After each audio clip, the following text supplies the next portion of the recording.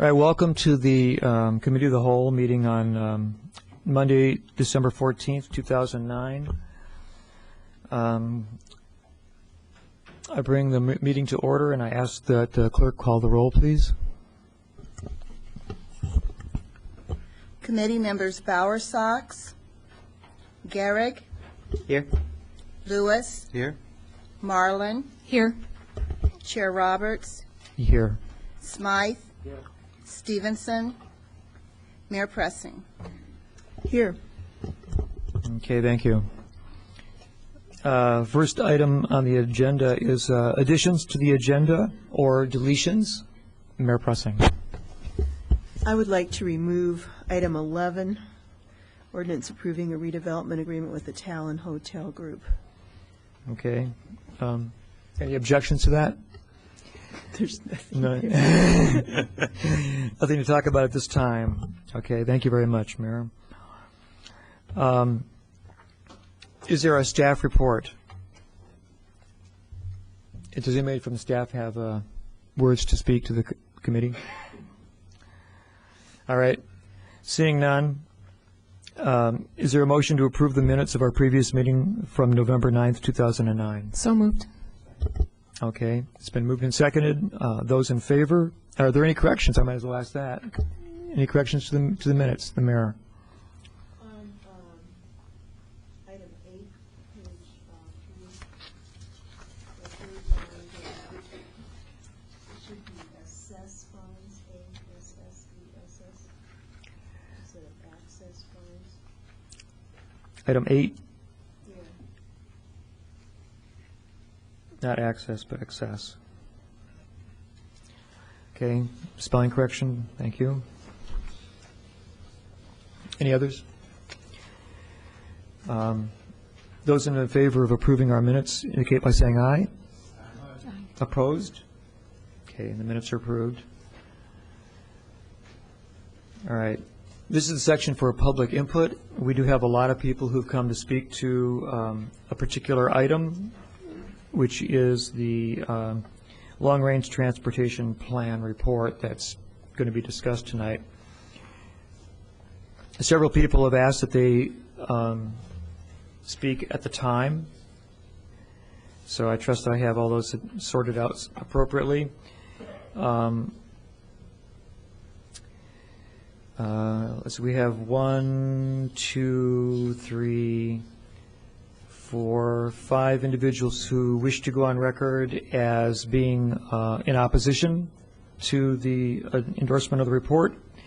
These are Virginia Google, if I'm pronouncing your name, if I can read it correctly, Bill Ziegler, Harold Charcot, Mary Atkinson, and Stephen E. Dyson. And you're not? Okay. These people indicated that they do not wish to address the committee, but they asked that their name be placed in opposition to the report. All right. So I'll put those into our file for public record. Does anybody else wish to come forward at this time to speak on any issue on the agenda? Okay. All right. Well, we'll have an opportunity to come forward during the conversation for the different items of the agenda. All right. So I guess I'm closing the public input session for the general public at this time, and we'll go on to the items that are on our working agenda for tonight. Beginning with ordinance number 2009-12-123, an ordinance amending Schedule J of Section 23-183 of the Urbana Local Traffic Code, prohibiting parking at all times on certain streets, Division Avenue and Stebbins Drive. Mr. Gray for Public Works. Thank you. At the November Traffic Commission meeting, this item was discussed. It has to do with prohibiting parking on Stebbins Drive and Division Avenue. This is just east of Broadway and north of the Saline Branch. and this is to accommodate the street widths and the new development for the Crystal View townhouses. The packet identifies the specific areas where no parking is recommended, and an ordinance is attached supporting that recommendation. Okay. Is there any discussion about the parking prohibitions as they're posted? Yes, Mr. Smythe and Mr. Gary. Move to send this to council with a recommendation for approval. Second. Okay. All right. Is there any other discussion about the parking amendment? Those in favor, please indicate by saying aye. Aye. Aye. Opposed? All right. Okay. I guess that's approved, and we'll send that to council. The next, we have a series of items on the Home Consortium and action plans, and so we'll start with ordinance number 2009-12-125, an ordinance approving further modifications to the City of Urbana and the Urbana, Champaign, and Champaign County Home Consortium for the year 2008-2009 and for the fiscal year 2009-2010 annual action plans. Yes, John. Good evening. For the proposed amendments to the annual action plans for 2008-9 and 2009-10, the first item is to reallocate home funds from what was originally allocated to the Urban League of Champaign County Development Corporation as CHOTO operating funds, and we would like to have that reallocated to go towards the development project that will be at 1302 West Eade Street. I'm sorry, 1302 West Dublin. The second item is for reallocating unobligated funds for several fiscal years, 03, 04, 04, 05, 05, 06, to the Kerr Avenue Sustainable Development Project. And the last item is for the City of Champaign Home Program. They decided or found that there was a greater demand for their acquisition rehabilitation program over their housing rehab program, so they just wanted to make a budget amendment and change that for 09-10. Okay. Are there any questions concerning this program? I was wondering, I was reading this and I was wondering that it's a pretty generous amount that's budgeted, so I was wondering how many people have applied for home rehabilitation. For the City of Champaign? Yeah. I'm unaware of the number that they have. We know that, I'm guessing that they would have a standing waiting list. We have traditionally in housing rehab programs, we've had standing waiting lists in Urbana. I think our waiting list is about 40. I would suspect theirs is a little larger. So it's a pretty popular program. The housing rehab program is popular, but the acquisition rehab program apparently is more popular. It allows families to purchase and rehab an existing home. It's an idea of getting properties that aren't up to code. It helps them buy a house and bring it up to code. Okay. All right. I guess there's no other comments. Those in favor of forwarding this to council with approval indicate by saying so, by saying aye. You need a motion. I move that we send this Thank to you. council with a motion, recommendation for approval. All right. Now we do actually have a motion to use. Further discussion before we make that vote? All right. All right. Those who would like to indicate that they would support this ordinance indicate so by saying aye. Aye. Opposed? I'm having trouble talking tonight. Okay, thank you. That goes forward to council. The second item is ordinance number 2009-12-126, an ordinance approving and authorizing a secondary amendment to an Urbana Home Consortium Community Housing Development Organization Agreement, Ecological Construction Laboratory, super energy efficient home for the year 2007-2008. This is the ordinance that actually approves the amendment to the agreement that we talked about in item 1 of the proposed amendments to the annual action plan. So this is the next step in the process, and we decided to bring it to council at the same time. Okay. Once you approve the other one, then we approve that. Okay. Charlie? A couple of questions. Is the next house that Ecolab plans to build the one at 1302 West Dublin? Yes, it is. Okay, so, and then the Kerr Avenue project is a completely separate The Kerr project. Avenue is a completely different project. Right. Well, I support the idea behind this. I'm troubled by the cost of these homes, and I'm kind of concerned about the financial sustainability of these projects. For example, this house on West Dublin, it looks like it's going to cost a total of $172,000, but the construction costs are at $130 a square foot for an 1,100 square foot house. So, and I understand this is perhaps some different kinds of construction techniques, but when you think that the median price of a home in Champaign-Urbana is $135,000, this is significantly above the median cost of a home. And I talked to a couple of developers, and they said a typical price for developing a home is, on the low end for a house the size, could be anywhere from $70 to $80 a square foot, more typically $100 a square foot. So I just wonder, the idea of this project is great, to make homes affordable and highly energy efficient and sustainable, but can we continue to subsidize them to this extent? And at what point would we be looking for, when we go to the Kerr Avenue development, are we going to go out to bid, or are we going with Ecolab, or do we look for another developer? Or what are the alternatives for looking for maybe lower cost ways to achieve the same result? It's a long question. There's a lot of meat in that question. I think that what we're working with Ecolab, and we have Catherine Klingenberg in the audience if you want to come up and talk about it a little bit. But while Kat's on her way up here, we've been discussing ways to reduce the cost and over the progress of this. The one we're talking about now is the third Ecolab house that the city will have funded, and this is actually a community housing development organization fund. The city put funding, our own grant funding, into the first house at 1005 West Fairview. The second house was constructed at 1007, and they have two very happy homeowners. The house at 1007, I believe, sold for $125,000, and it cost how much to build? It was it 170? That's the total development budget. That's not the square foot cost. That's everything. It's a total budget. It's total, okay.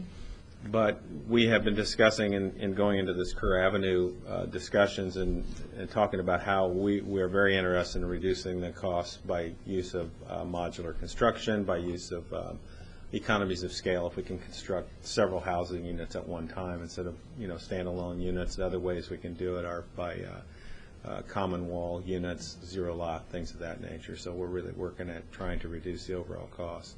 The long range, however, the other thing that is happening we believe that's happening in the industry, and hopefully it will happen, is that the banks will recognize that people save so much on their monthly energy costs that they'll be able to invest it in their home, and that'll make it worthwhile in the long run as well. Do we have figures on what the energy bills are? Yeah. We've done a pretty extensive cost-benefit analysis, and of course it will require thinking a little differently, not like looking for a 5-year payback. We will have to look at the lifetime, expected operating lifetime of envelope improvements, and that is easily 20, 30 years. So it is cost-effective. Now, I would like to clarify one more thing. Like, there was this kind of like a thing about the $130 per square foot.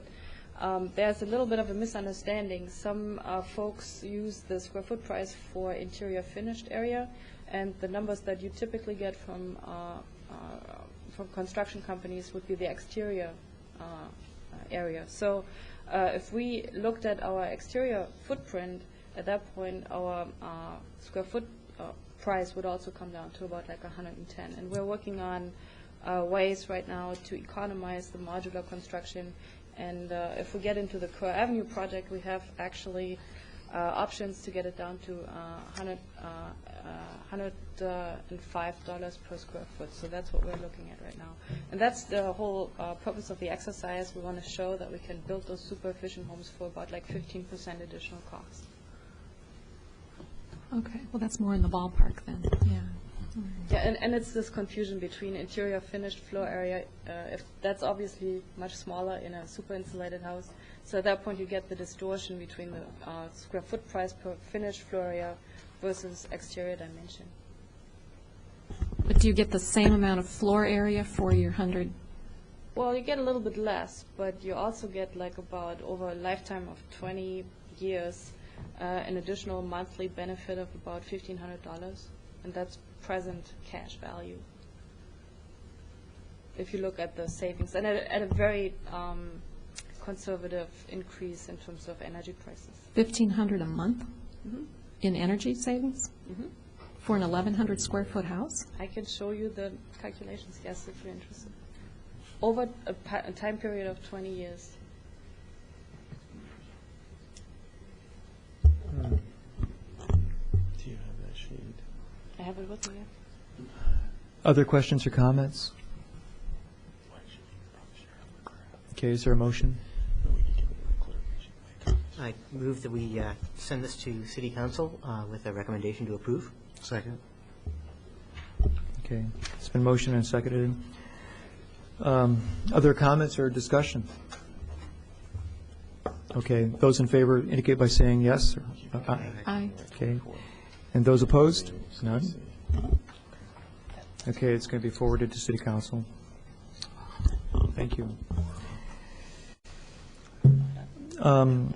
Item number 8 on the agenda, resolution number 2009-12-038R, a resolution authorizing the mayor to execute a certification of consistency for the Housing Authority of Champaign County 5-year plan, fiscal year 2010 to 2014, and the annual plan for fiscal year 2010.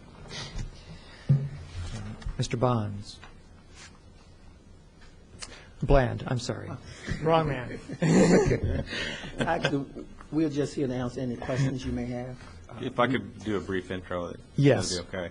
Yes. Basically, the Housing Authority is required to get a certification of consistency for the local entity's annual action plan or consolidated plan. And we reviewed the plan for consistency, and we found that it is consistent with our consolidated plan. One thing that I think is an important note to us, to the city, is the fact that the Housing Authority is looking at the redevelopment of, the demolition redevelopment of Dunbar Court. And that will be, if I'm not mistaken, that will remain public housing, which is going, it's different than how the Crystal View townhomes, Lakeside Terrace was redeveloped. I'll let Mr. Bland talk a little bit about that. But in your memo, we talk about the plan is a little different, as you might have noticed, than it has been in the past. HUD changed the format. The Housing Authority is required to provide the Section 6 update. Well, let me just start and go through it. The general goals and objectives are in the for the upcoming 5-year are detailed in Attachment 5.2. Attachment 6 provides the plan elements. Attachment 7 gives an overview of the activities related to HOPE 6, mixed finance, modernization, development, demolition or disposition, conversion of public housing, home ownership programs, and project-based vouchers. 8.1 details capital fund program annual statement performance and evaluation. Attachment 9 provides the housing needs data and information. Attachment 9.1 is their strategy for addressing those housing needs. 10 and 11 provide additional information and required certifications. And in number 11, there were some written comments between the time that we reviewed this with our Community Development Commission and the time that we brought it to council. There were some written comments that were provided by the Housing Authority that were included in your updated copy. We updated that as of last Thursday, December 10th. That's, I believe it's attachment 11G that has the written comments from the public. Let's see if I can find that just to verify that. Then the section entitled 6.0 PHA Plan Update is not required to be submitted, but it's provided for information, and that's an update or a report on their progress towards their goals in their previous 5-year plan. So With that, I think I'll just turn it over for questions, and maybe Mr. Bland and Patty. We have Ed Bland, Executive Director of the Housing Authority, and Patty Smith, who is the Department Manager for the Maintenance and Engineering Department. Thank you. Okay. All right. Any comments then? Charlie? Yeah, Ed, thanks for coming by. I guess I'm one who's looked forward to seeing Dunbar redeveloped. I really look forward to it, and I just wanted to go into a little bit more of the details there. So it's going to stay public housing. Is everything that John said correct? Well, Or are you looking at the Crystal View model instead? it would probably be, depending on how we able to get the finance, it may take on some of the Crystal View personality, but not totally. Also, we're looking at probably some additional units at the Dunbar site, trying to get possession of some of the single-family units closer to the street, which means we probably have to put some additional units over there on that particular print. But depending on finance, we're hoping that maybe it can take on 100% public housing. But once again, with HUD moving to more of a mixed community model now, it may also have some characteristics of the Crystal View in there. Okay. And one thing I guess I would like to ask is that, given our experience with Crystal View and so on, that we make a real effort at maybe even, especially, I remember that earlier in our discussions that you were talking about expanded footprint and stuff, and maybe even doing some phased construction. I can't remember if you can phase in some of the construction. You can build some new stuff, move people in, and not have some of the lack of housing that we've experienced. If we could actually have a real gain at the same time that you're, building new stuff while tearing down old stuff, that'd be great. See what I'm saying? Phase in some of the new stuff so that you can literally move people without having to displace them entirely, if that's possible. I don't know. Well, in theory, that sounds good, but also we have to look at the cost to do that. Right. If you phase and try to piecemeal, then you definitely will run into costs. But we will look at that. But for me to sit here and say that can be accomplished, I would mislead you, because here you're going to based on costs and what money will be available whenever we start that process. We're not looking at starting that process in 2010. Would probably be 2011. It might be 2012. Yeah, I guess. The thing I was most concerned about was having sufficient housing to make sure that we cover, the people that get displaced and so on. Well, and in any way we can, in any creative way that we can. Well, normally what would happen is when we get ready to redevelop Dunbar, once again, every family will have sufficient housing, because for those units we will receive a voucher. Mm-hmm. So no one will be be moved without a place to go. Because by federal law we had to provide them with sufficient housing, equal to or better than what they're presently in. So it's a misnomer. It's a misnomer out there when we say we're demolishing, their families are going to be displaced, because they're really not displaced. They get housing comparable to or better than what they presently have. And actually, what happened in most situations, families prefer the voucher over going back into a public housing unit, because it gives them choices. With that choice, they can stay in Champaign County. They can leave the county, go anywhere in the country, or they can maybe eligible for Section 8 home ownership. So the Section 8 program provides them better opportunity. Also, when we get the vouchers, now we're also at the same time increasing the number of affordable rental units in Champaign County between the voucher that we pay the landlords for, what are hard units that we reproduce. Okay. Are there other comments or questions for this? Okay, yes, Diane. Thank you. Hi. I have a couple of questions about the safety in the buildings, and I noticed that you have a process where residents can fill out tip cards to report crime anonymously. Can you talk a little bit more about that, how that works? The tip card is a card they can fill out. They just put basic information on it, if they think there's some crime in the neighborhood, the time, the frequency when the crime is happening. They can identify whether it's drug-related or what type of crime it is, the address where it could be happening, they write down tag numbers. And they can mail those tip cards directly to the local police department, or they can give them to the housing manager. On the card, the person is not identified. We don't ask for the person's name to provide in the tip or the phone number, but the information goes directly to the law enforcement agency in that particular part of the county where the activity is taking place. And how does that differ from, like, Crime Stoppers? It's basically the same. Just another way Yeah, of we just doing it. call it tip cards. Okay. Does it work? Yes, it really does work. Okay. And I had another question about criminal background checks, which is one place where the Housing Authority differs from the policy of the City of Urbana.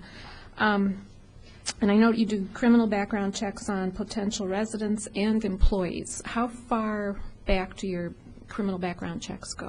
We go back 5 years. Some housing authorities go back. The federal government requires 3 years. We go back 5 years. And we do a local, state, and nationwide.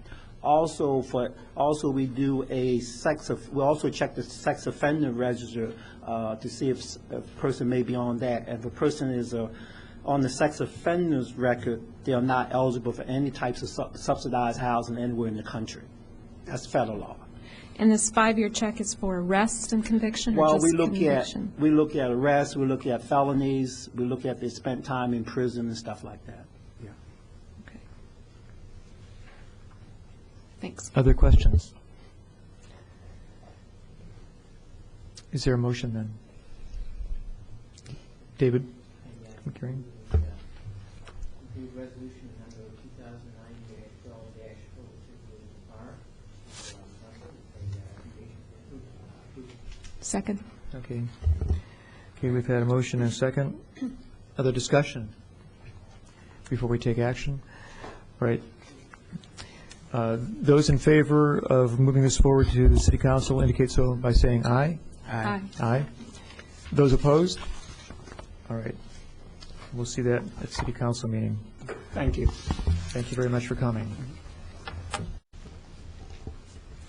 This takes us to item number 9 on the agenda, an ordinance number 2009-12-127, an ordinance approving the analysis of the impediments to fair housing choice for the City of Urbana, fiscal year 2009 to 2010. And Jen Gonzalez, is that correct? And John Schneider first, yes. I'll do a brief intro.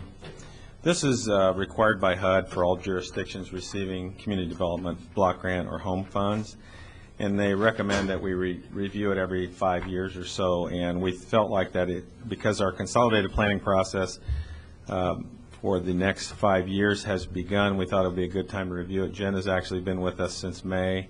This is one of her major projects. She's an associate for the home program in Grants Management Division. And mentioning the consolidated plan, I passed this schedule out earlier to all council members and the clerk, that this kind of gives you an overview of, actually gives us the process and when the public meetings will be held for the consolidated plan and actual annual action plan that's due to be submitted to HUD by May 15th, 2010. With that, I'll let Jen go ahead and explain her process for the analysis of impediments. Thank you very much, Jen. If I may, I'm just going to give a brief summary of what's contained in the report. Like John said, the Department of Housing and Urban Development requires any community receiving community development block grant funding or home investment partnerships funding to submit an analysis of impediments, which actually consists of 3 different steps. So the report that you'll find in your packets is only what I consider to be step 1. The requirements include to conduct an analysis to identify impediments to fair housing choice in the community, take appropriate actions therein to overcome the effects of any impediments identified, and then to maintain records reflecting the analysis and the actions in this regard.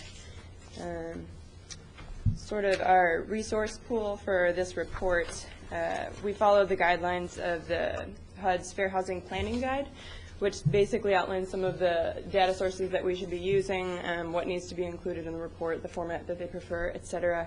And to update our data pool, we also looked at the American Community Survey data from 2005 through 2007, which basically takes a sample population and extends it throughout the community to sort of estimate what the current housing situation is.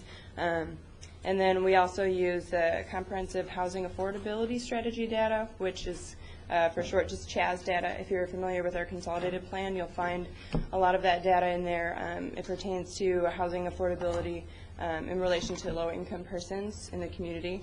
And then when all else failed, we looked back at the U.S. Census from 2000, as that's the most reliable source of data. We also interviewed Esther Patt of the Champaign-Urbana Tenant Union and the Human Relations Officer of the City of Urbana, just for consultation as well. HUD defines impediments as any actions, omissions, or decisions taken because of race, color, religion, sex, disability, familial status, or national origin, which restrict housing choices or the availability of housing choices. And they also extend that to include any actions, omissions, or decisions which have the effect of restricting housing choice as well. So that's something we took into consideration. The last AI was completed in 2003 through 2004. It addressed various cultural differences in the community, the need for mixed income development, as well as the demand for energy efficient housing in the community. So we tried to sort of broaden the spectrum a little bit in this latest report. That being said, we identified 4 different categories of impediments in the community, including discrimination on the basis of mental or physical disability, culture and language barriers, an efficient complaint system, which is more in regards to the court system than anything else, as well as housing affordability issues. And you'll find on the executive summary, page 6, this is the chart that I'm going to pull some of the examples off of, just to give you a brief overview again. Under mental and physical disability, one of the impediments we identified was the difficulty to track available accessible units for disabled persons. Persons assuming control of their environment, also known as PACE, does have a current list of units that are available and that have accessible features. But one of the problems people may run into is there's a very large range of needs of disabled persons in terms of accessibility features, such as roll-in showers. One person may need them and one person may not. So advertisement of that and a streamlined definition of accessibility isn't really out there in the community. So we're going to work with persons, or we recommend to work with persons assuming control of their environment to sort of work at that list and promote education in the community on what an accessible unit really is. And also, we discussed accessibility modifications and the cost issues that are present for low-income persons in regards to, just how difficult it can be to make those modifications if you're growing in your home, et cetera. The City of Urbana offers an access grant program of $5,000 to income-qualified homeowners to combat that, so they can get accessibility modifications in their home. And under culture and language barriers, one of the things that we identified was an unwillingness of landlords or realtors to translate housing documents, whether educational or more legal-based. And one of the recommendations we made was to work with the University of Illinois to create lease templates or other informational packets for newer members in the community or non-U.S. citizens who might not be so familiar with our system here, so that it might ease the process for them. Under the complaint intake issues, I think the largest thing that we identified was just a lack of awareness and education from residents. So we plan to work with local discrimination organizations such as the Champaign-Urbana Tenant Union and the Human Relations Commission to create an educational marketing scheme that might sort of combine some resources that are out there in the community to sort of streamline a marketing approach. And then in terms of affordability, which is always a topic of conversation, The age of homes in Urbana presents an issue. About 3/4 of homes were built before 1979, which presents both lead issues as well as just a higher maintenance and upkeep cost. The city of Urbana runs a whole house rehabilitation program, which you were probably familiar with, offering up to $25,000 in grants and loans to rehab homes of low-income persons in the community. And then there's also the state-funded Get the Lead Out program, which will assist with lead abatement in homes in the community with children under 6. So basically, the report sort of enforces the need for better education on discrimination issues amongst residents, the need for more cooperation across organizations that deal with these issues, and also basically just provides an overview of the issues in the community today. So. Yes, John. One Schneider. other thing I might point out, in our report, we indicate that page 10 had some language that Community Development Commission wanted to change or adjust with their recommendation for approval. So we produced a revised, it actually, when we were editing it, we moved that section from the summary to the body of it, from the executive summary to the body on page 40. So we provided a replacement, page 40, the yellow highlighted area is the actual language that they suggested. On the reverse side is the previous language, that the strikeout version. And the analysis of impediments in its updated version is on the city website, has been on the city website since I believe it's November 24th, and will be available for comment until December 21st at 5 p.m. We indicate in the memo that any comments received up to that time, we would provide you an update regarding that. I have one question myself. On page 26, there is a table that shows the affordable housing units in Champaign and Urbana. There's a list of, it looks like about maybe 20 different units. And I thought that Steer Place that was on Harding Road had once been considered an affordable housing location. Am I wrong? Was that omitted, or is it? Yeah. That's the, okay, Oscars. I don't think I realized that it had a first name. All right, thank you. Okay. Other comments or questions concerning the impediment to fair housing report? Is there a motion then? Oh, Go ahead, let's have a question then. I just wanted to encourage the public to if they're at all interested in this, to look at this report. It's one of the most interesting pieces of information I've seen in my packet in a long time. And if you want a whole lot of information in one place, this is it. You get the Human Relations Ordinance here, you get the Landlord-Tenant Ordinance here, you get a very nice summary of the community and the community profile. So this is an excellent resource just for general use. I did have one comment on page 40. That seems to be the popular page here.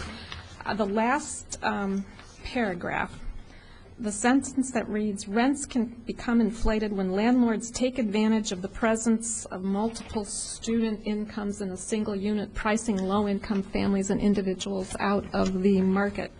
I'd like to see that changed to something like rents can be higher due to the presence of multiple student renters. I just think it's a little less, I don't know, inflammatory.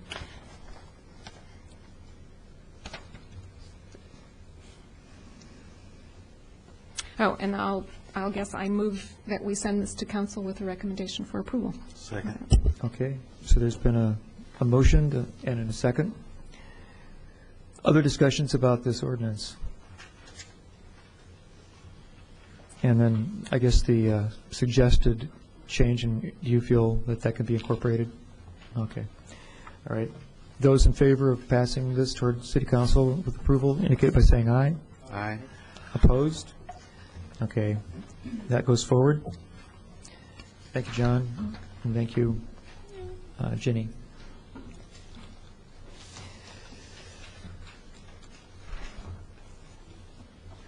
Okay. We come now to item number 10 on the agenda, and ordinance number 2009-12-122, an ordinance amending Chapter 20, Article 4, of the Urbana City Code by adding a new section 20-48, creating a modular news rack district in the courthouse block. Is that Robert Myers going to tell us about this? Hello. The draft ordinance that you have before you would implement an existing form of agreement with the city and the county? The draft ordinance that you have before you would implement an existing agreement between the city and the county on concerning newspaper vending in the courthouse block. Essentially, the county has agreed that they would organize newspaper vending in one location towards the front entrance, the way it, in the location where I understand it used to be. Right now, it's temporarily located on the right-of-way on the sidewalk of Broadway and Elm Street. In order to implement this relocation and also to help organize it in a way that complements the millions of dollars that have been recently spent in the renovation, or restoration, I should say, of the courthouse. A newspaper rack district is being proposed as a means to effect that. The reason a district is proposed is because the county has control of the grounds itself, but within the rights-of-way, adjoining rights-of-way, the city has control. So in order to relocate the newspapers to a different location, the newspaper news rack, modular news rack district is hereby proposed. We've been working with different publishers, and publishers of 7 periodicals have agreed that they would like to use this newly provided space near towards the front. And additionally, 2 others have said that they might be interested. They're considering it. So that's 9 periodicals, and we're proposing the city would provide space for 12 periodicals at that location. And if you want to know what the proposed news rack looks like, there's an example, a photo example in your memo, and this is very similar, if not the way it would look. I say that because this has been worked out with the Champaign County Facilities Committee and the Champaign County Board and the City Council as well. So we're all basically in agreement that this is how it's going to look. There would be a program set up to administer this, although actually the administration we don't expect would be very difficult, very time-consuming, or very costly. We believe we could incorporate that within our own operations now. And if you have any questions, I'd be happy to answer them. Are there any questions? Charlie? Yeah, I guess I'm a little puzzled about why we wouldn't do this for the entire downtown. You know, what's to stop people from, using the racks we put out and then going 3 or 4 blocks away and putting up more of their own boxes? Right. Well, the city is providing these 12 racks at this one location. We're not providing racks at other locations. But anticipation of what you're discussing, the district would include not only the courthouse grounds and the immediate sidewalk, but it would go across the street and include the sidewalks across the street as well. So it's the full entire block surrounding the courthouse property. And it may be possible that other newspapers could be located just beyond this district, but they would pretty much be outside of the view of the courthouse grounds themselves. And we're just trying to deal with this focused issue here with the courthouse grounds. Okay. Do you still have a comment? Yeah, I guess I'm just bothered that that we could just be pushing, or we might just be creating a problem somewhere else potentially, or maybe maybe there's just one need for just one set of outlets for the whole downtown, and this is it. It'll sort of, it's the beautification effort. I'm just concerned that we put in this beautification effort and then we get something ugly somewhere else, and we have to create another zone or something like that. I guess I just was sort of wondering why we don't just create a zone that includes all of downtown. Well, if we did that, we don't have the racks to provide space for everyone, actually. One thing here is we've been working with and we contacted the publications, the publishers, I should say, and they're willing to relocate and use this rack. They didn't indicate that they'd be moving somewhere else to a new location. I think that's really important. The other thing is that we're not charging a fee to locate. We don't believe that it would be a big revenue source, and we don't believe it would be a big cost, but if we did charge a fee and the fees were too high, newspapers, it's no secret that newspapers are having difficult times financially, generally speaking, right now. And so if you charge some fee that was too high, I think you may indeed push newspapers to different locations. So we've kept that in mind in terms of the fees. I've got a question then, Robert. Sure. If there aren't others, did you have a question? Diane, go ahead then. Oh, thank you. As I read this, if the vendors violate any of the terms of the permit, then the city has the right to revoke the permit. But then there's also Section K. The city can fine the publication anywhere from $75 to $750 a day. Why do we need a penalty associated with this? Isn't just revoking the permit enough of a penalty in this case? Well, for instance, if someone places a vending machine within the district and doesn't use the modular news racks, then revoking a permit wouldn't do the trick. There needs to be some sort of mechanism to actually get someone to comply if they didn't use the modular news rack at all and if they didn't apply. It would be a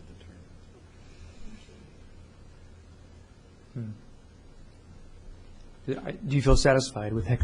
Maybe you're not satisfied, but you heard an answer. Well, if they're using the modular news rack, if they're using our rack in a way that's against the rules, for instance, we can revoke the permit.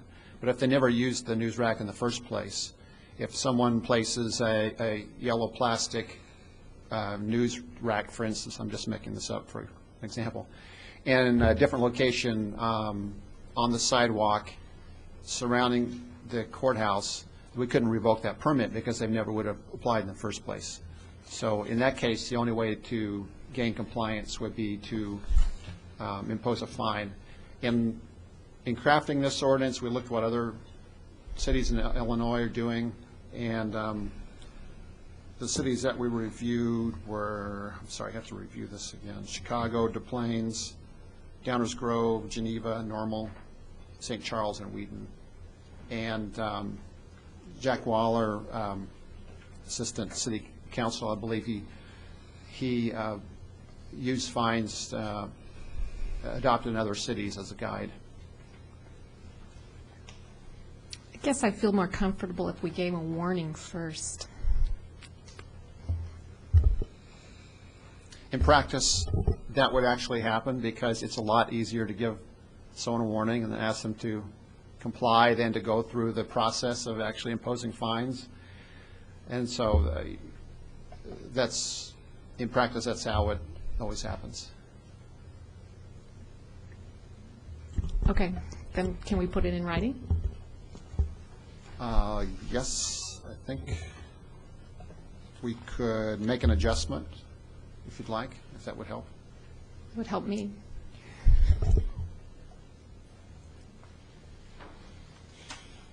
Okay.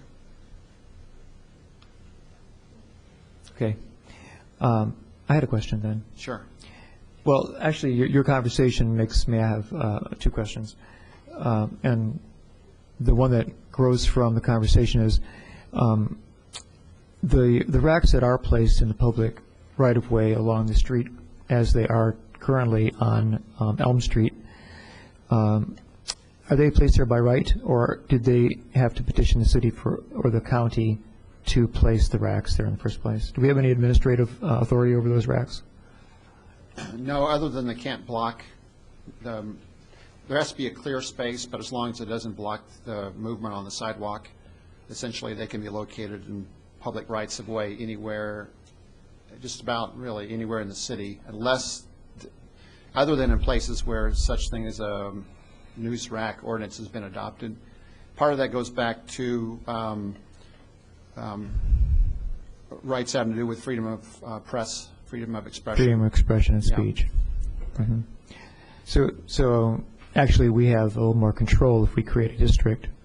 And of course, we're working with a private property. Well, it's not private property; it's county property to establish this newspaper rack location. Right. Okay.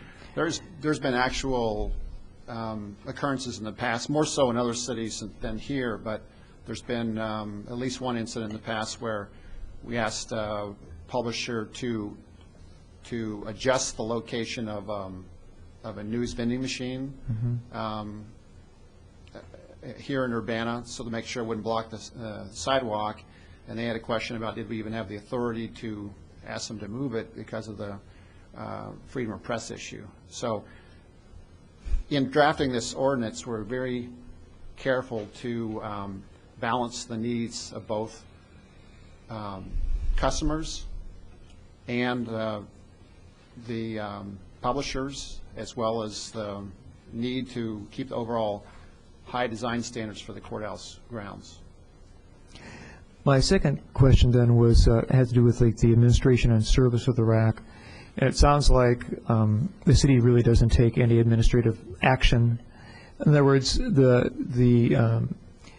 various newspaper companies and publishing companies are individually just arriving and dropping off their materials in the racks whenever they have a route that does that, or is the city collecting these materials?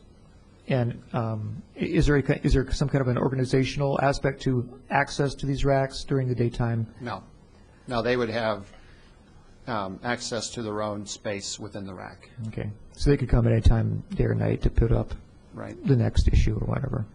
Okay, all right. Well, then, did we have I guess we haven't had a motion on this issue yet, have we? Is there one for support to motion to approve this and send it to City Council? I move that we send ordinance number 2009-12-122 to the City Council with recommendation to approve. Thank you, David. The modifications discussed. And okay, Charlie. All right. Being motioned and seconded, then is there any more discussion on this topic? Okay. Those indicating, if those who favor this forwarding this topic to the City Council meeting indicate by saying aye. Aye. Those opposed? Okay, it's forwarded. Okay. Agenda item number 11 was omitted.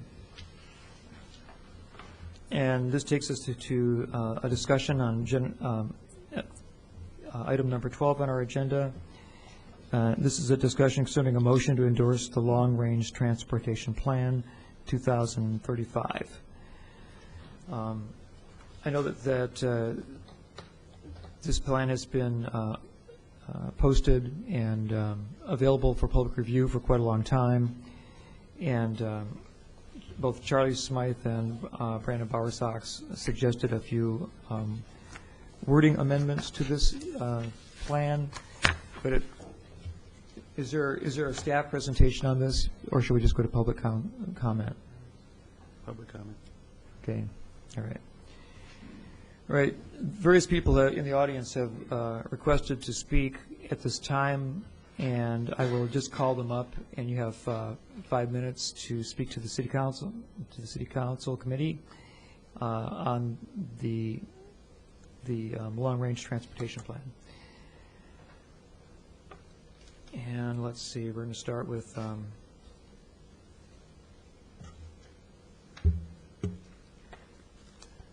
okay. Joe Behrens, would you like to come forward? All right. I plan to indicate that I just wanted to register opposition. Okay. Speaking. Okay. All right. Leslie Cooperbund, please come forward.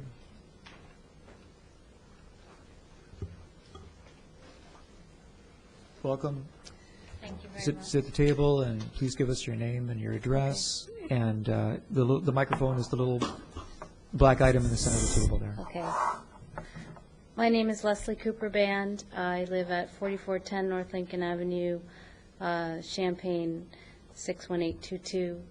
I'm going to be essentially reading from the letter that my husband, Wes Gerald, and I submitted to the CUATs regarding the long-range transportation plan, and specifically as it relates to the creation of a ring road on the outskirts of the cities of Champaign and Urbana. We own and operate Illinois' first farmstead goat dairy located on North Lincoln Avenue in Somer Township. As owners of a small family farm within a few hundred yards of the proposed Olympian Drive extension, we'd like to express our concerns in the opposition to the current long-range transportation plan 2035. Below, we present the stated goals of the long-range transportation plan and the contradictions that the Olympian Drive extension and a ring road overall represent to those stated goals. The $27 million proposed for the Olympian Drive extension project violates the goals and objectives of the CUAT's 2035 transportation plan. I'm going to read goals and then indicate how the plan contradicts those goals. Goal number 1, non-single occupancy vehicle travel will be a principal consideration of the transportation planning process to make the urbanized area more sustainable, efficient, and provide a higher quality of life for all residents. Goal number 2, compact development and mixed-use forms should be principal considerations for new development and redevelopment in an urbanized area to create a more walkable, sustainable, and efficient development plan. Those are the stated goals, and here's where we believe the plan contradicts those goals. How does a beltway or ring road type road promote non-single occupancy type vehicle travel? To the contrary, it will promote car travel because the intent of a beltway or ring road is to make it easier for cars to bypass intercity traffic. How does a beltway promote compact development? Examples from other cities show that beltways or ring roads promote sprawl, development inside the ring, then leapfrog development outside the ring. Construction of this road and subsequent development will destroy the tranquil beauty of a green place minutes from town with fields, farmsteads, streams, and forests. It will pave over the best agricultural soils in the world. Once paved, there is no turning back.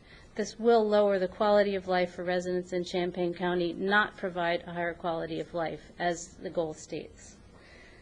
Goals 7 and 8 utilize a sustainable approach to transportation planning and engineering, which promote environmental stewardship and energy conservation. And Goal 8, provide a user-friendly integrated regional transportation system that supports accessibility and promotes desirable social impacts. The construction of a road and the subsequent development of lands impacted by the road for industrial development through prime agricultural land will not promote environmental stewardship and energy conservation, nor will it promote desirable social impacts. It will truncate several designated centennial farms, making it complicated to manage them and increasing the risk that farm families who've been on this land for as much as 7 generations will have to go out of farming. It will pave over areas that were heavily used by Native Americans. There are numerous Indian artifacts found every year in farm fields east and west of Lincoln Avenue. And one of the few effective wildlife corridors in the area will be bisected, that is the salient branch, which deer, coyotes, mink, etc., and an amazing array of other native animals use as an uninterrupted pathway linking woodlots and riparian systems north of Urbana. The current 2035 CUAT's plan for Olympian Drive, as well as the 2005 City of Urbana Comprehensive Plan, do not support a contiguous, compact, and sustainable manner or infill. The city and county should subsidize infill rather than sprawl. There are significant areas in Urbana that could be rebuilt and renewed for light industry. These areas are already served by roads, water, sewer, electrical, and natural gas utilities as well as public transportation. If it's okay with you, my husband would like to continue. That's Wes Yes, Gerald. his name is also on the next slip of paper, Okay. so certainly, thank you very kindly.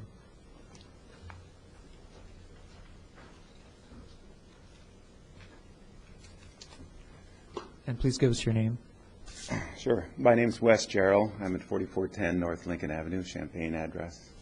Thank you. Okay, I'll continue reading where Leslie left off.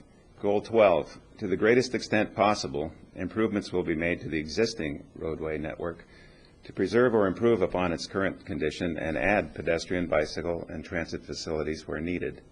So instead of spending $27 million to build a road through prime agricultural land, public funds should be spent to improve existing roads that are in bad shape, neglected, and increasingly dangerous. If the county desires to improve connectivity, then it would be much less expensive, as stated by Urbana's Public Works Director, Bill Gray, to slightly widen and resurface the other two potential connector roads that already exist. One with within a half mile of proposed Olympian Drive, Fort Harris, making them more usable as connectors. The crossing at Leverett Road barely has more than a 5-minute wait, even for long trains when trains are going through.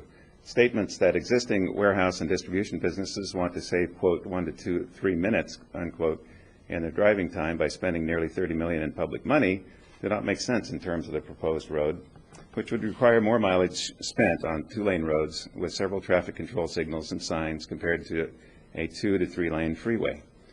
Moreover, the plan for the Olympian Drive extension and soliciting funding does not include concurrent plans to realign or straighten North Lincoln Avenue. Without improving North Lincoln Avenue, the stated objectives of improving road access for trucks and semis to get to I-57 will not be achieved. Goal 10, to the greatest extent possible, the existing capacity of the urbanized area transportation system will be maximized through innovative transportation system management approaches. This plan is not innovative. If anything, it represents an outmoded view of urban growth as sprawl. We have an alternative proposal that would connect Lincoln Avenue with existing Olympian and more effectively meet the stated objectives for industry in this northwest corner of Urbana.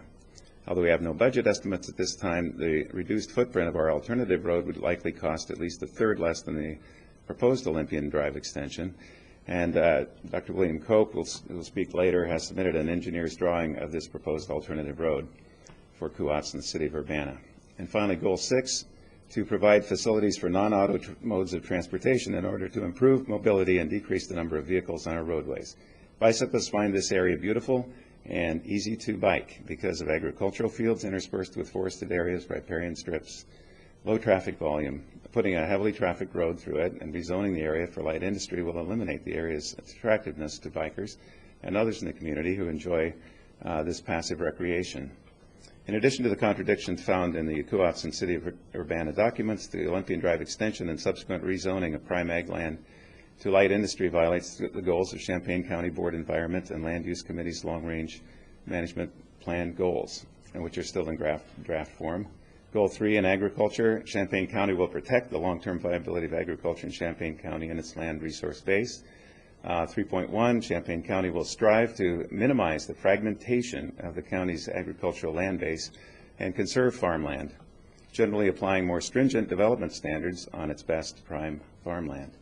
3.8, Champaign County acknowledges the importance of and encourages the production, purchase, and consumption of locally grown food.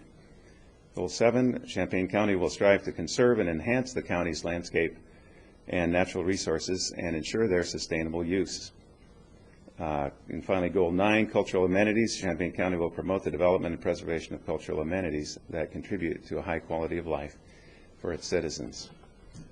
Finally, we would like to see a detailed and quantitative plan of how this road would create jobs and economic development for Champaign County. To date, this is merely stated as a given benefit with very little substantiation.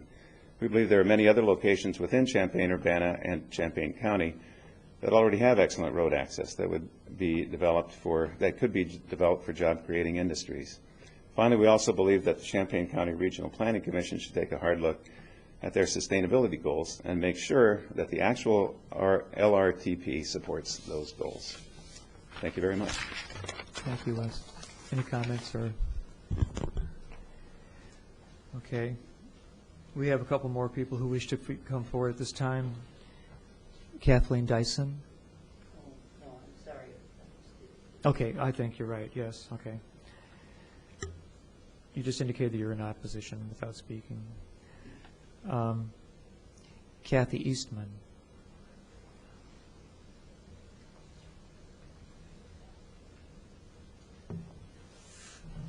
Hi, I'm Kathy Eastman. I'm a member of Ward 3 near Crystal Lake Park. And I just want to speak for a second to add to the comments that have been made by Drs. Cooper, Ban, and Jarrell. I think that Urbana has something going for it right now in what they've been trying to encourage with the farmers market, with the green space. And I think the way that the Olympia Drive extension to the east is not really in harmony with those goals. I think Urbana would lose something that is unique to Urbana, that is also not only for greater recreation, but also a way of increasing agritourism, increasing things that are already doing well for Urbana and making Urbana different from many of the adjacent cities. And it's not meeting even the needs of the traffic management by shooting people around Urbana and by not strengthening the infrastructure that we already have.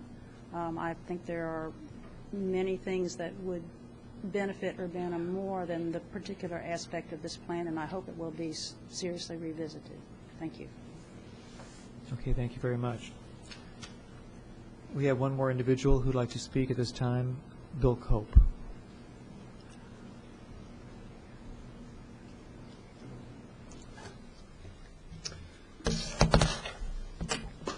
Thanks very much. My name is Bill Cope, and I live at 4018 North Lincoln Avenue.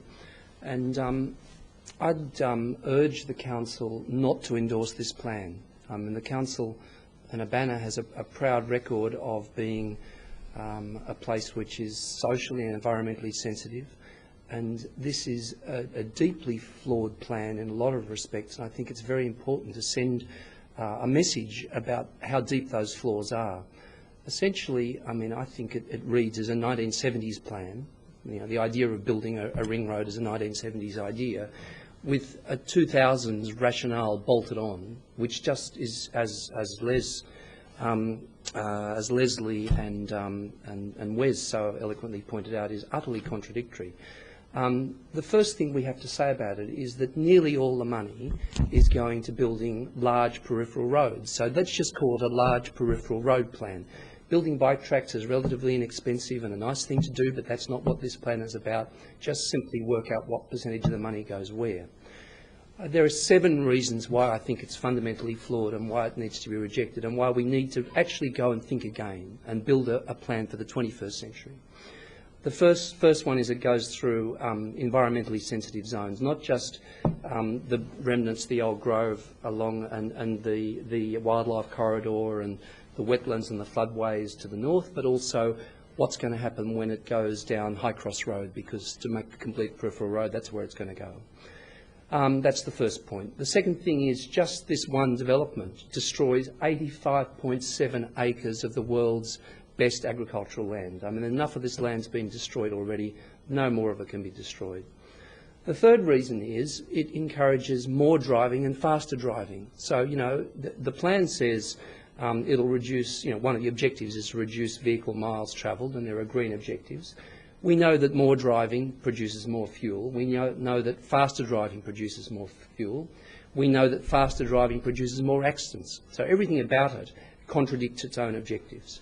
As the previous speakers have said, we should be focusing on improving the roads within the areas that they are currently, rather than building a new one which encourages people to drive fast around the edge.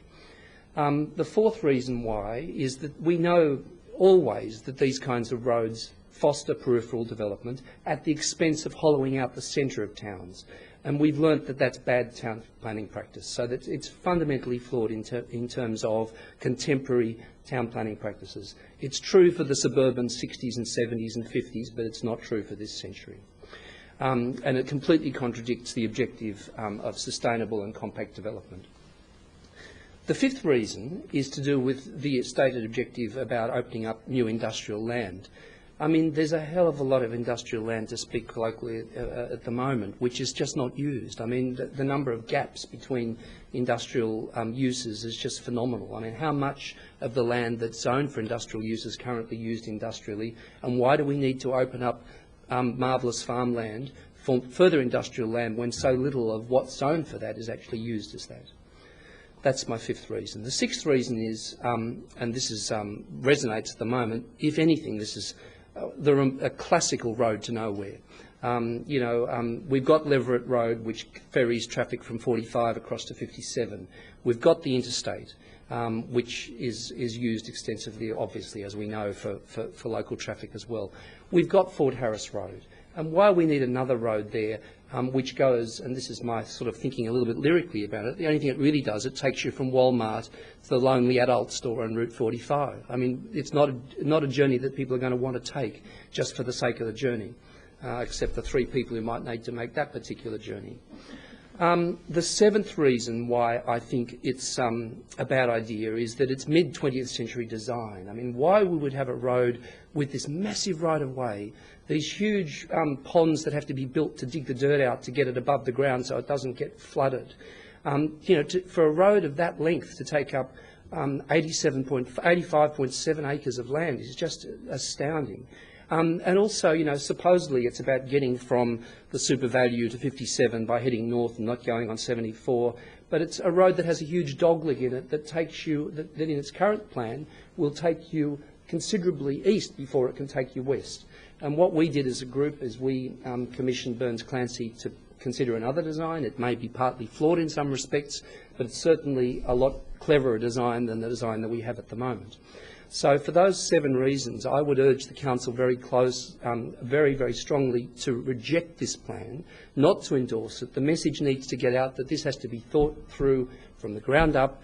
We need to build a 21st century plan, not a 1960s and 70s plan, and one which focuses on sustainability, sensible driving, safe driving, using less fuel, and so on. Build roads by all means, repair the existing roads, but don't build one of these huge peripheral roads as currently planned. Thank you very much for your time, and I hope the discussion continues. Thank you very much. I believe that's all the people who had sent forward participation slips to speak at this time. So we'll take comments, I guess, from the council.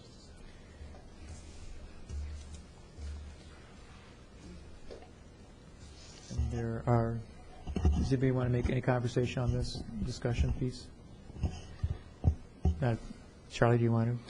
I'll get it started. Well, I've ranted and raved about this thing already, and if anybody wants to hear my comments, I've got them written out to hand out.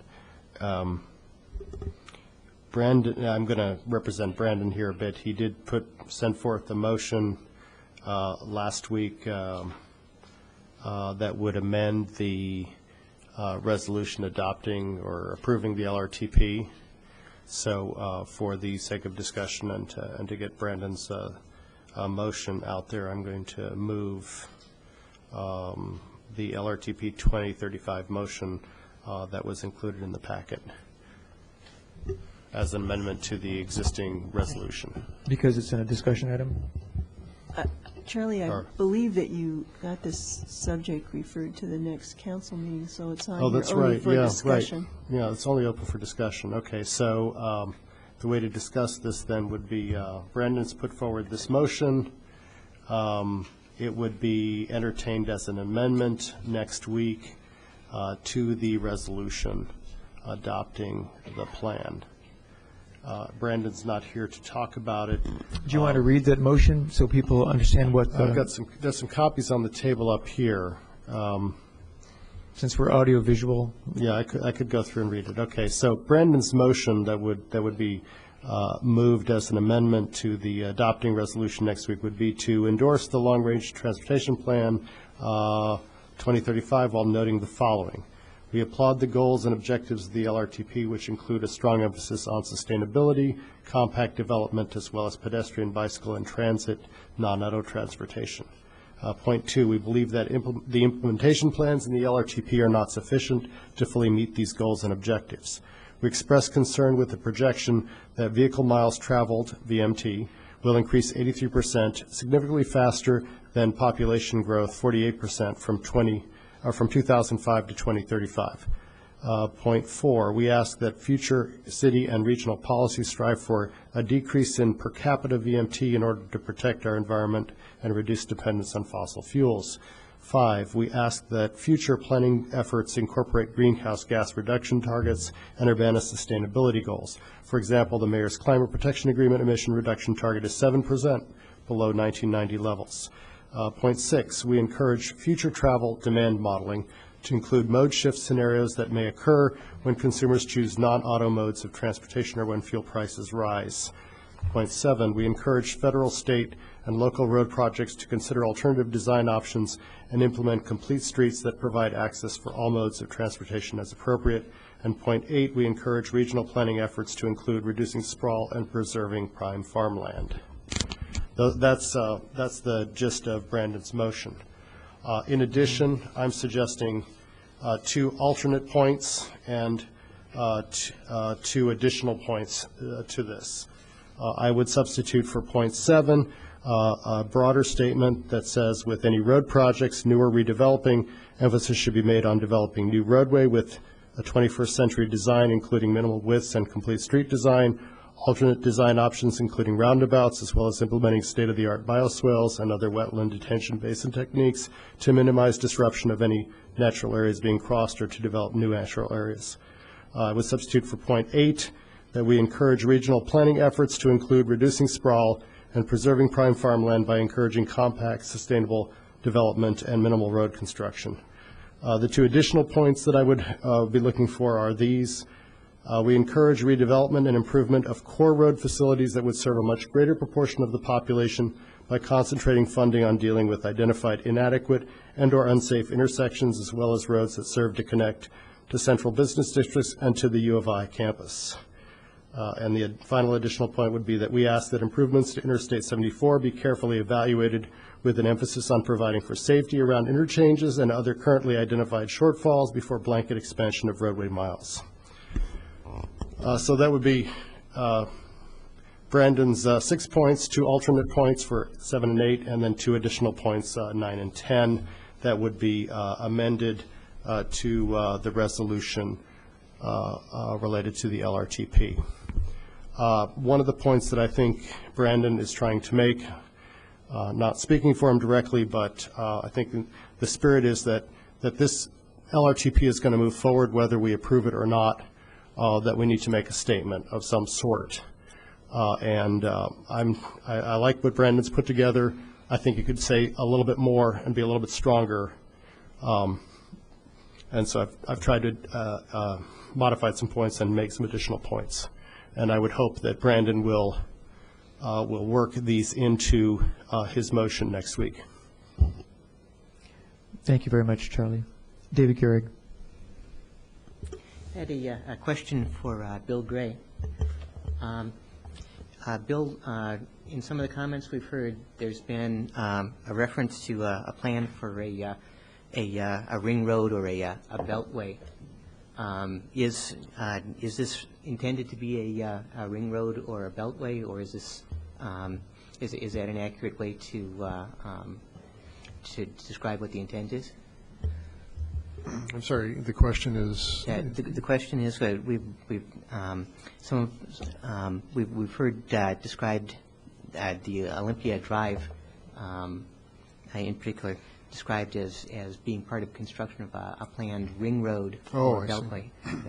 Yeah. No, it isn't. You know, it's not a bypass. We're not taking Interstate 74 traffic around the city or what have you, or ring road, but it's very simply an east-west arterial class road, more or less paralleling Interstate 74, in logical sequence to logical growth that may occur over the next many years, similar to, to the south end, how Florida was built one day, or Windsor Road or Curtis Road, development in that section, or north-south arterials that have occurred in both cities. And this is to preserve identify and preserve that corridor, secure the funding for such a road to anticipate growth in future years. But no, this is not by any stretch of the imagination a ring road or a bypass, nowhere near the definition. I mean, people can use that term, but this is not that intent. Okay, thank you. And Bill, well, are there other people who wish to speak or ask questions at this time? I have a question for Bill Gray. There had been talk about moving it, one preferential route for expansion road on the north side of town would be an existing road that was widened, and Fort Harris Road was mentioned. And you sent me an email explaining some of the points of why that wasn't that was considered, but it wasn't considered a good possibility. Do you remember some of the points? I mean, do you want to refresh the audience or the city council with some of the problems for choosing that route? Yeah, I didn't bring that email with me, but first of all, Fort Harris Road is much further north, and is this it? No, this is the south route. It's one of the roads. But no, that would promote more growth or leapfrog developments if you would go further north like that to Fort Harris Road. Versus, we need a intervening east-west arterial between Fort Harris and Interstate 74. And thank you. And so this is the location through a process that was used back in the mid-90s to determine that location. So Fort Harris wasn't even considered part of that process because it was too far north. Secondly, it's really at the extreme limits of the facility plan area for the sanitary district, so we don't have plans to extend sewers that far north or beyond. Again, that's a very large growth area that would occur, and there'd be a lot of intervening property if there was development to occur along Fort Harris, excluding or skipping over, the 1.5 or 2 miles between current property developments in Fort Harris to the north. So that would be extraordinary costs to extend interceptor sewers, or maybe even need a new treatment plant to even accommodate such a growth in that area. It'd be almost like a new city, if you will. Fort Harris Road doesn't intersect with Interstate 57, and that's a key aspect of these roads, in that Olympian Drive does directly intersect with 57, and that's an important feature why we need to, not to say that someday, maybe 100 years from now, Fort Harris would be important to improve in a similar fashion. I'm not saying that to exclude that potential, but for the logical, compact, contiguous growth that we hope to have, the logical next east-west arterial is this Olympian Drive in lieu of Fort Harris. So those are the main points. Okay. Thank you very much. Yes. Bill, Dan? can you talk about the restrictions on the use of federal and state funds, what types of roads they can be used for and what they can't be used for? In terms of... Yeah. What's interesting is we've heard comments tonight and earlier, the long-range transportation plan over the next 25 years, talks about literally hundreds of millions of dollars being spent. And an absolute majority of those hundreds of millions of dollars being spent by all the agencies are for internal roads, maintaining roads, signals, intersections, complete streets, things that we're incorporating, in Urbana and the other cities are too. So why the LRTP is important is that the very finite dollars, and I'm talking the order of $1 million per year, we need to have this plan. And the $1 million per year, and that's assuming there'll be a new highway reauthorization bill by the feds passed, we have to have this plan in place that shows just what it does, the document that it describes. So to answer your question, only certain routes, federal aid urban routes are eligible for funding. So Windsor Road, Curtis Road, Olympian Drive, Lincoln Avenue, Philo Road, those are the sorts of roads that are eligible for federal funding, but not all collector streets or collector class streets are. Most, I hate to say all, but most arterial streets in Champaign-Urbana would be eligible for federal funding, but because the federal dollars are so limited at $1 million a year, we typically, as a metropolitan planning organization, as CUATS, we have made policies and goals decades ago that those dollars would go toward projects that are more of a regional basis, i.e. more than one agency versus we'll fix Main and Race Street tomorrow or something like that. So those dollars have usually gone for more, I'll say, Champaign-Urbana or Savoy regional type projects. So Curtis Road, that's occurring now, Windsor Road occurring in Urbana now, those would be considered more regional regions, and Olympian Drive would be a more regional type project, and hence the fact that you have Champaign-Urbana and the county as a whole very supportive of such a road. So federal funding would be for that type of road. One more, go ahead.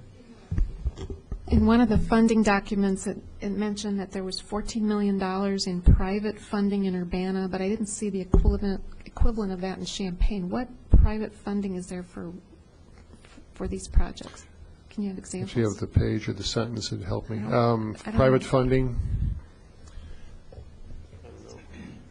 I'd have to, I'll get back to you next week, Okay. I guess. Or if you could cite the page or whatever, I could let you know. But private funding could be a variety of things. For example, and I don't know if this is the case, but Menards, if and when they build, they could be putting $5 million in private funding toward High Cross Road. So that would be an example.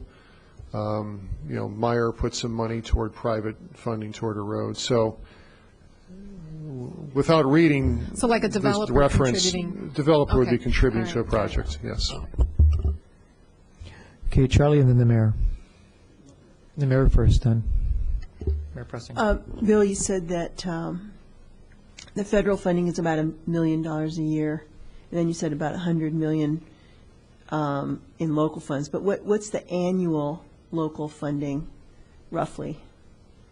Well, it's in the report, but, I mean, Urbana, we probably, have 4 all or the 5 cities. million a year in projects. It fluctuates wildly with respect to, other grants that we may receive. The City of Champaign, does maybe 10, 15 million a year. Savoy has money. U of I from time to time does. So in any one year, I'm guessing it may be 30 million or something. Okay, so it's, If you add up all the It's- resources, all the funding sources for road, street-related type projects. so it's about 3%. And it includes IDOT too, and you can't Yeah, forget 3% IDOT, would and be it the includes the federal. county too, so. Yeah. And IDOT and the county, the county receives about $3 million a year alone in motor fuel tax type projects money, so. So it's sort of like 97% is being spent on the local roads and 3% on the federal, roughly? Yeah, it's probably in that Something like range, that. 5% or so. Charlie Smythe. Well, the analysis that Gary Zico did last week of new road versus existing road, interior, or I guess it was inside the fringe roads versus the outside of the fringe roads, it was 54% outside and the remainder for inside. So that's I think that's a better way to look at it than what the percentages are. It's the amount of money being spent for new roads is substantial. I guess using the kind of statement that Bill's made about whether or not these regional roads, if we do want to promote if the county is interested in our continuing with compact infill type development, sustainable development, then it's in the county's best interest to help us fix some of those interior roads that would improve north, south, east, west access through and between our cities and to the university. The university is the primary employer of the area pulls people from all over, Mahomet, Monticello, St. Joe, Ogden, so on. It's all these collar communities. I would argue that improving access within and between the cities, particularly those problem intersections, the dangerous intersections, would be to their benefit too. I can think of one particular glaring example, which is the intersection of Springfield and Lincoln Avenue, where it's very difficult for commuters to Mahomet every afternoon to get out of town. The whole Lincoln to Interstate 74 corridor could be argued as a regional improvement. We could if we improve that, it would be a regional improvement, and yet it would benefit theoretically the city of Urbana. But it would have a significant impact on people commuting to Mahomet. So I think there's an argument that could be made to directing more funds, including these federal dollars, to our existing roads and structures. And I think we really need to change the emphasis of the federal government if we have to. I mean, we have to work at changing the attitude of the federal government that that we need to encourage infill and improvement of what we've got over building more and more new roads. Robert Lewis. Bill, if you would, I know we've had difficulty in the past in addressing some of the county roads and some of the issues with county roads.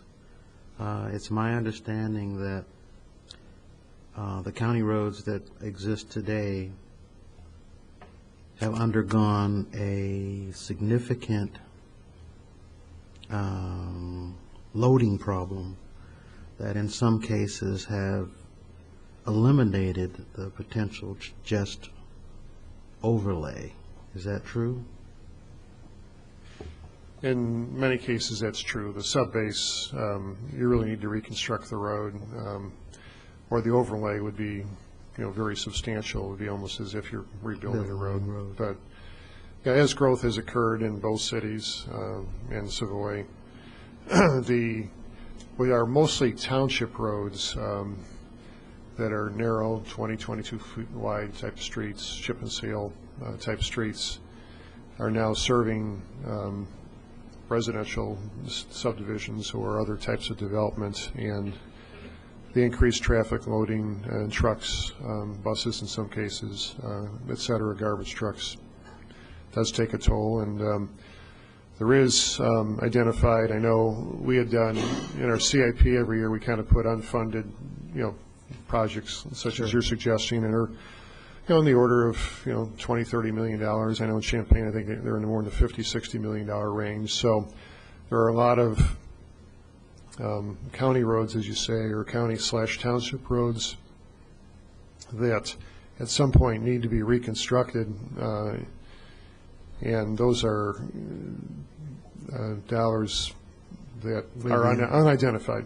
to do that. Way beyond what we're contemplating at this point. Right. Yeah. Right. I've got one more question, Bill. In the future construction of some of these roadways and improvements, including the Olympian Drive, if it were extended,